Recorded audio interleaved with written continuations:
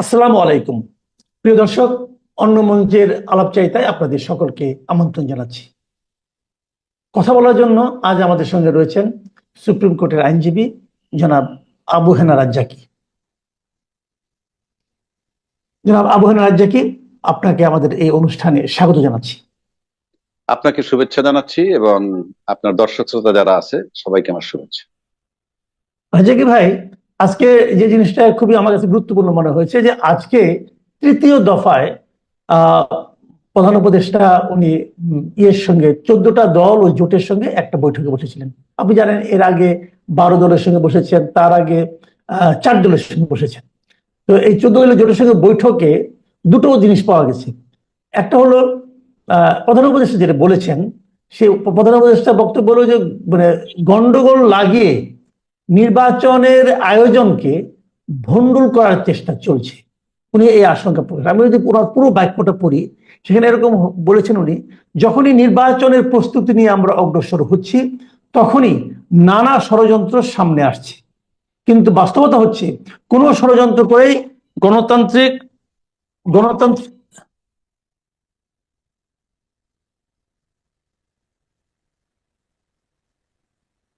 কিন্তু বাস্তবতা হচ্ছে কোনো ষড়যন্ত্র করে গণতান্ত্রিক অগ্রযাত্রাকে বাধাগ্রস্ত করা যাবে না। কারণ ফ্যাসিবাদ প্রশ্নে সবগুলো গণতান্ত্রিক শক্তির ঐক্য স্পষ্ট। এই যে কথাটা উনি বলেছেন নির্বাচন নিয়ে, ওনার যে বক্তব্যটা, এটাকে আপনি কিভাবে দেখছেন? ধন্যবাদ আপনাকে। প্রধান উপদেষ্টার বক্তব্য থেকে আপনি বলছেন? জি জি জি, উনি বলেছেন এটা। হ্যাঁ, উনি বলছেন যে, অর্থাৎ ওনার কথাটার মানি হচ্ছে এই, মানে ওনারা যত নির্বাচনের দিকে আগাচ্ছে তখন নির্বাচন বাতিল করার জন্য কোন শক্তি আবার আগাচ্ছে। এইটা হলো ওনার কথার জিস্ট। জি জি এটা যদি আমি সহজ ভাবে বলি, আপনি এখন লক্ষ্য করে দেখবেন যে আমরা যখন আন্দোলন করে বাংলাদেশ এই ফেসিজম মানে পতিত সরকারের বিরুদ্ধে যে আন্দোলনটা হইল, জি সেই আন্দোলনের সময় কিন্তু দলমত নির্বিশেষে সবাই কিন্তু এই আন্দোলনে ঐক্যমত্য ছিল। এক জি নম্বর। জি দুই নম্বর, এই লোকগুলা সবাই কিন্তু বঙ্গভবনে বৈশা তিন বাহিনীর প্রধান বলেন, রাজনীতিবিদরা বলেন, অন্যান্য যারা বড় স্টেক হোল্ডার সুশীল সমাজ বলেন, সবাই মিলে কিন্তু ইউনূস সরকারকে দায়িত্ব দিছে। কি দায়িত্ব দিছে? আপনি টেক ওভার করেন, আপনি দায়িত্বটা নেন। কি হিসাবে? অন্তর্বর্তীকালীন সরকার হিসাবে। তো অন্তর্বর্তীকালীন সরকার কিন্তু আমাদের সংবিধানের কোথাও নাই। আমাদের সংবিধানে যেহেতু নাই, কাজেই অন্তর্বর্তীকালীন সরকার একটা সংবিধানবিহীন সরকার। এবং সেই থেকে উনি যা করে আসছেন অলিখিত ভাবে করে আসছেন, অলিখিত সংবিধান। কেউ কেউ বলেন, উনি তো যখন ওত নিছেন তখন বলছেন কি, যে এই সংবিধান সমুন্নত রাখবো। অর্থাৎ উনি বলছেন যে আমি তত্ত্বাবধায়ক সরকারের প্রধান হিসাবে এই অঙ্গীকার করিতেছি যে সংবিধানকে সমুন্নত রাখবো। এবং তত্ত্বাবধায়ক সরকার অন্তর্বর্তীকালীন সরকারের প্রধান হিসাবে তো সংবিধানই নাই, কিন্তু উনি ওত নিছেন। কোন সংবিধানের সমুন্নত রাখবেন? অলিখিত সংবিধান। যেই সংবিধান ইউনূস সাহেব করবেন সেটাই সংবিধান। আজকে পর্যন্ত উনি অলিখিত সংবিধানে আছেন। এখন আসেন নির্বাচনের কথা, আপনার সিম্পল শর্টকাট করে দিলাম। বাংলাদেশে এখন পর্যন্ত লিখিত সংবিধান নাই, অন্তত এই সরকারের কাছে, যেহেতু সে অন্তর্বর্তীকালীন সরকার। এখন নির্বাচনের কথা বললেই একটা শক্তি আগে আসে যাতে নির্বাচন বানচাল হয়ে যায়। সেটা কেন? কি কারণে? আপনি আমাকে বলেন।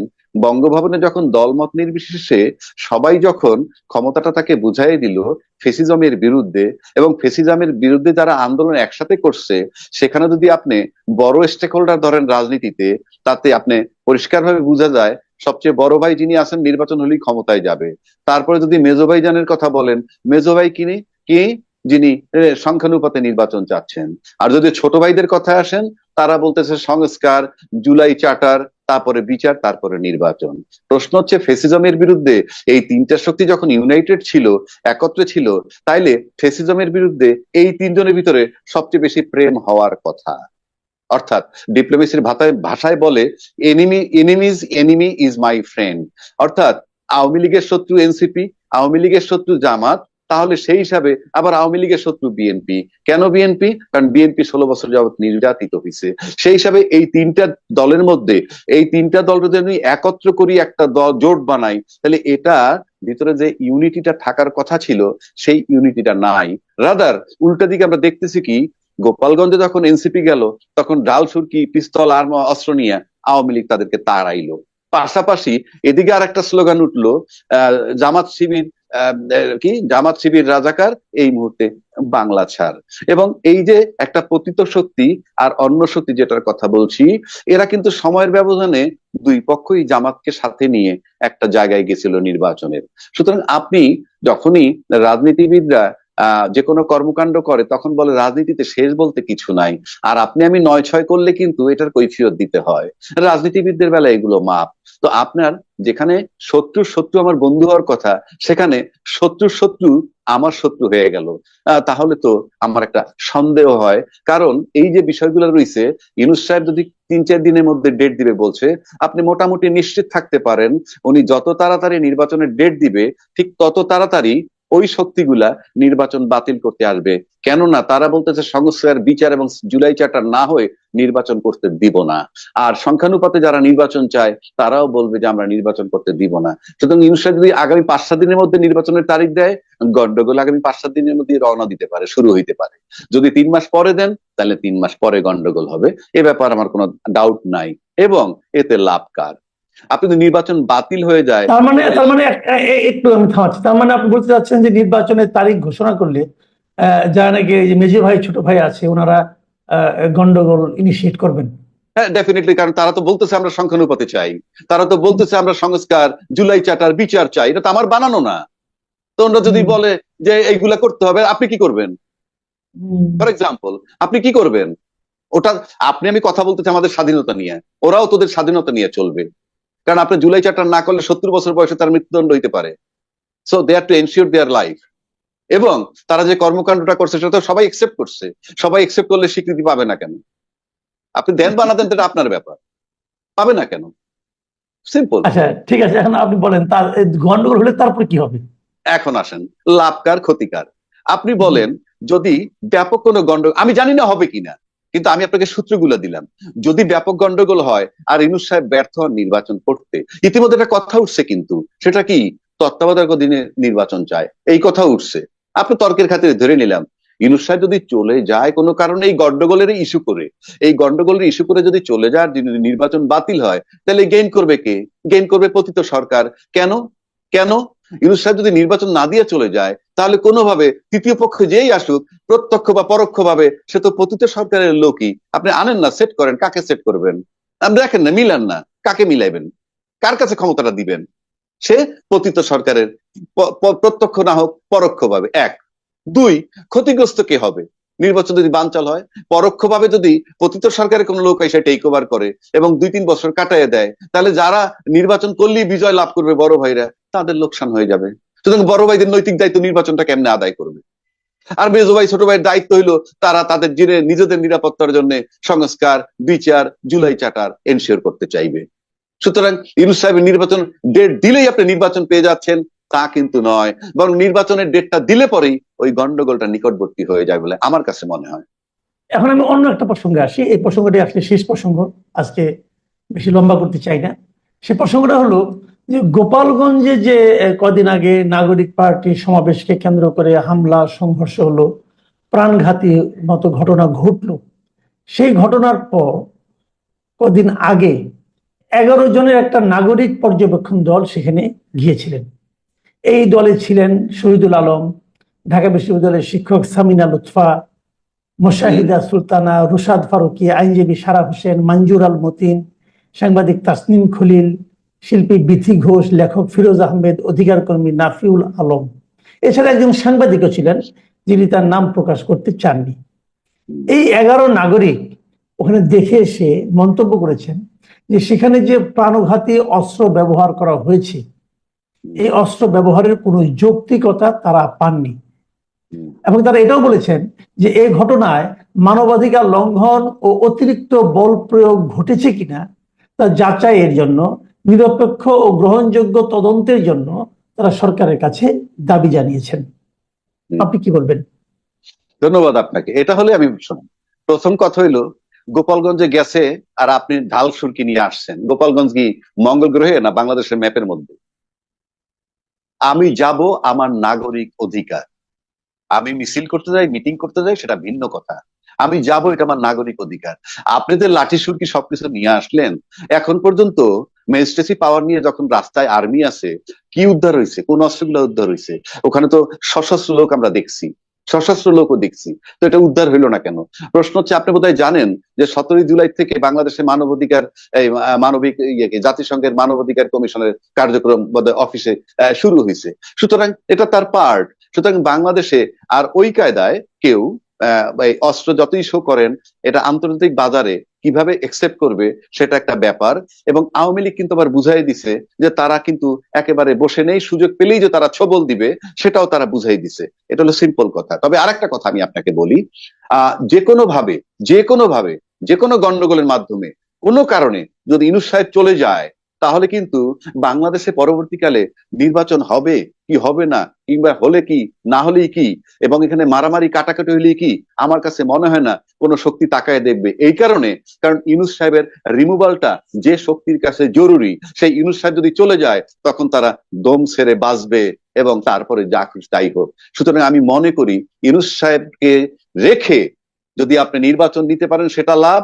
আর ইউনূস সাহেব যদি চলে যায়, আপনি মনে করেন না XYZ যেই আপনি কামাল বাইরে তাল দেখ বা রাজ্জাকি সাহেবের তাল দেখ, ইউনূস সাহেব চলে যাওয়ার পর কিন্তু কেউ কারো দিকে তাকায় দেখবে না। কারণ যে শক্তিটার কাছে প্রথম নৈতিক হিসাব হইলো ইউনূস সাহেবের রিমুভাল দরকার, সেই ইউনূস সাহেব চলে গেলে কিন্তু আজকে যারা ইউনূস সাহেবরে নির্বাচনের নামে সরানোর জন্য যারা চিন্তা করতেছেন, সেই ইউনূস সাহেব যে কোনো ভাবেই যদি সরে যায়, নির্বাচন ছাড়াও আপনি নির্বাচন অনিশ্চিত হইলেও ওই শক্তি আপনাদের দিকে ফিরে তাকাবেন। তার মানে আপনি বলতে চাচ্ছেন ইউনূস সাহেব চলে গেলে দেশে একটা অরাজক পরিস্থিতি তৈরি হবে? হবে কি হবে না জানি না, কেননা ওই যে আপনি ওই যে ইউনূস সাহেব চলে গেলে যদি আপনি নির্বাচন কিভাবে করবেন? কারণ উনি যদি গন্ডগোলেই চলে যান, ওই যে আমার সংস্কার লাগবে, বিচার লাগবে, জুলাই চাটাল লাগবে, সংখ্যানুপাতে নির্বাচন চাই, এটা আপনি ঠেকাবেন কি করে? আর ওই আগের মতো গুলি দিয়ে থামাবেন? পারবেন না। এখানে হিউম্যান রাইটস এর অফিস বসছে, তর্কের খাতিরে বলছি। সুতরাং আপনি, it is not so easy. সুতরাং আমি যদি ইউনূস সাহেবের রিমুভাল চাই, যেমন আমি মাসুদ কামাল সাহেবের রিমুভাল চাই, এখন মাসুদ কামাল সাহেবের রিমুভাল হওয়ার পর আমি খুশি হয়ে গেলাম, আরো গন্ডগোল হলে আমার কি আসা যায়? আমি তো মাসুদ সাহেবের রিমুভাল চাইছি। ইউনূস সাহেবের রিমুভাল যারা চান, ইউনূস সাহেব যে কোনো ফর্মে যদি চলে যান, এবং উনি কিন্তু কালকে আগস্ট মাসের শুরুতে যদি নির্বাচনের তারিখ দেন, উনি সেপ্টেম্বরেও চলে যেতে পারেন যদি পরিস্থিতি তাকে পারমিট না করে। যে কথাটা বলছিলাম আমি, যে এই যে ওনারা যে বললেন ওনারা গোপালগঞ্জে প্রাণঘাতী অস্ত্র ব্যবহারের যৌক্তিকতা পাননি, এটা সম্পর্কে আপনি কি বলবেন? এই যে তার মানে প্রাণঘাতী অস্ত্র ব্যবহার হয়েছে কিন্তু যৌক্তিকতা পাননি, এই তো কথাটা। যৌক্তিকতা পাননি, অফকোর্স যৌক্তিকতা নাই। নাই, আপনি কেন নামবেন এটা নিয়ে? আমি আমার বাংলাদেশের একটা জেলায় যাব, আপনি এইটা নিয়ে আসবেন না, তারা কিন্তু এই প্রসঙ্গে বলেন নাই। প্রাণঘাতী অস্ত্র প্রয়োগ করেছে তো সেনাবাহিনী অথবা আর্মি, মানে আইন শৃঙ্খলা রক্ষাকারী বাহিনী। মারা গেছে 5 জন, এরা তো আইন শৃঙ্খলা রক্ষাকারী বাহিনীগুলিতে মারা গেছে। ওনারা এই প্রসঙ্গে কথা বলেছেন। যদি এই প্রসঙ্গে বলে থাকে, অফকোর্স প্রশাসন, এটা কে মারছে এখানে কিন্তু পরিষ্কার আমরা দেখছি, যারা মিছিল মিটিং নিয়ে গেছে বা মিছিল করতে গেছে তাদের কাছে কোনো অস্ত্র ছিল না। অস্ত্র ছিল কার কাছে? গোপালগঞ্জের লোক নিয়ে আসছে আর প্রশাসনের কাছে। সুতরাং যে 5টা লোক মারা গেছে, তারা মারা গেছে হয় প্রশাসনের অস্ত্রে, নয় গোপালগঞ্জের অস্ত্রে। সুতরাং এইটার কৈফিয়ত তাদেরকে দিতে হবে, তাদেরকে দিতে হবে। এবং তারা কেন মারলো, প্রাণঘাতী অস্ত্র কেন ব্যবহার করলো, সেটার কৈফিয়ত তাদেরকে দিতে হবে। এটার ভিতরে 2টা অংশ আসবে, সিভিল পার্ট গোপালগঞ্জের লোক, আর প্রশাসনের পার্ট হইলো সেই পুলিশ বলেন বা আর্মি বলেন বা যারা ছিল, এটা তাদেরকে কৈফিয়ত দিতে হবে। এই ঘটনাকে কেন্দ্র করে গোপালগঞ্জে 5400 লোকের বিরুদ্ধে মামলা হয়েছে, কিন্তু এই 5400 লোকের মধ্যে তো আর্মি অথবা পুলিশ তো নেই। হ্যাঁ, আপনি কি প্রশাসনের বিরুদ্ধে কখনো মামলা হয় বাংলাদেশে? আপনি আমি বলি, আপনি কখনো যদি মামলা করতে যান, বা পুলিশ ইনফরমেশন দেন যে ভাই এখানে একটা ডেড বডি পড়ে আছে, আপনি একটা মামলা করেন, সে কি বলবে জানেন? তার আত্মীয় স্বজন কে আছে ডাকেন। কিন্তু সচিবালয়ে যে ঢুকলো ওয়াল টপকে, তারপরে যে 1200 লোকের বিরুদ্ধে মামলা করলো, পুলিশের একজন সাব ইন্সপেক্টর, সেখানে গার্জিয়ান লাগে নাই?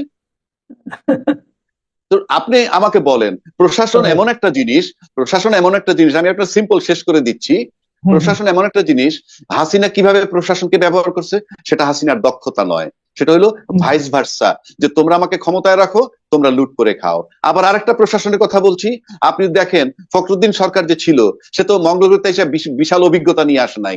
সে ছিল ক্ষমতায়, আর তার পাশে ছিল তৎকালীন সেনাপ্রধান, তখন কিন্তু মাটি থরথর করে কাঁপছে। এই হলো প্রশাসন। আবার আজকে ইউনূস সাহেব ক্ষমতায়, তার পাশে বর্তমান সেনাপ্রধান আছেন, মাটি কিন্তু থরথর করে কাঁপছে না। তাহলে বুঝেন ফখরুদ্দিন সাহেব আর ইউনূস সাহেব তাদের কোনো রোল নাই, রোল হচ্ছে প্রশাসনের। তারা কাজটা করে কিভাবে, দ্যাট ইজ ইম্পর্টেন্ট। জি, অনেক ধন্যবাদ জনাব আবু হানা রাজ্জাকী।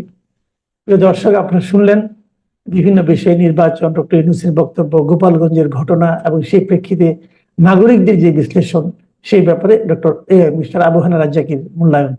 আপনাদের কেমন লাগলো আমাদের লিখে জানাবেন। আপনারা সবাই ভালো থাকবেন, আবার কথা হবে। আল্লাহ হাফিজ।